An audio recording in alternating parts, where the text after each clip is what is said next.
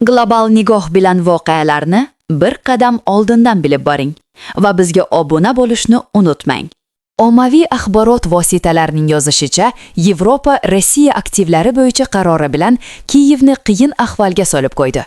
Politico nashri sharhlovchisi Jamie Detmerning yozishicha, Yevropa Rossiya aktivlarini musodara qilishdan bosh tortib, Kiyevga pand bergan va endi Yevropa ittifoqiga Ukrainani qo'llab-quvvatlash tobora qiyinlashib boradi. Avvalroq Bryusselda Yevropa ittifoqi sammiti yakunlandi.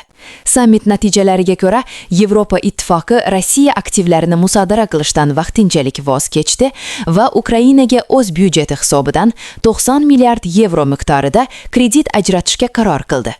Ma'lum qilinishicha, Vengriya, Slovakiya va Chexiya ushbu kreditni ta'minlashda ishtirok etmaydi. Sammit yakunlari bo'yicha Vengriya bosh vaziri Viktor Orban Yevropa ittifoqi tomonidan Kiyevga berilayotgan kredit uchun bu qarorni qabul qilganlarning bolalari va nevaralari to'lashiga to'g'ri kelishini aytdi. Chunki Ukraina bu mablag'ni qaytarmaydi.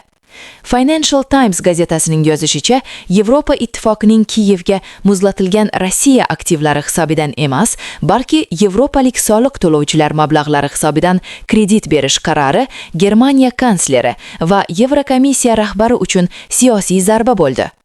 Ukrainani keyingi 2 yil uchun kafolatlangan moliyalashtirishdan mahrum qiladi.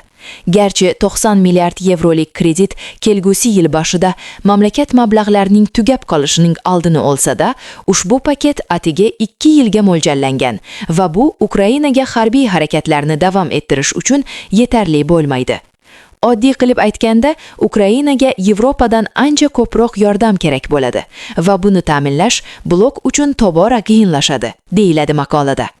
Manbada aytilishicha, Yevropaning Rossiya aktivlari bo'yicha qarorini yevropalik yetakchilar o'rtasidagi bo'linishni ochib bergan fiasko deb ataydi va Ukraina xaznasi yana bo'shab qolgach, Kiyevga navbatdagi kreditni olish unchalik oson bo'lmasligini ta'kidlaydi.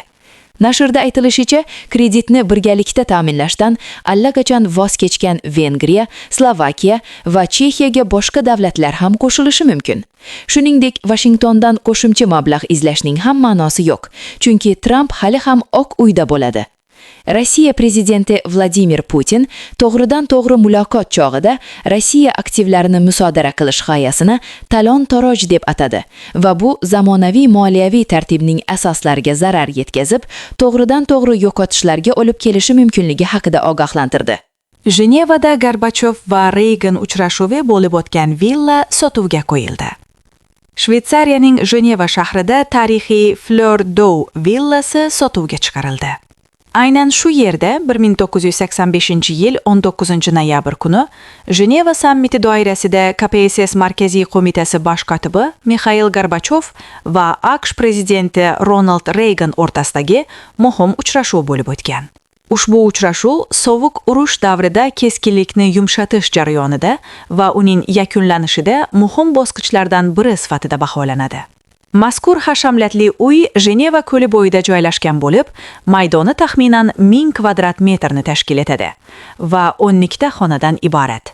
Villani qariyb 23 million shvetsar frankiga, taxminan 29 million AQSh dollariga sotish rejalashtirilgan.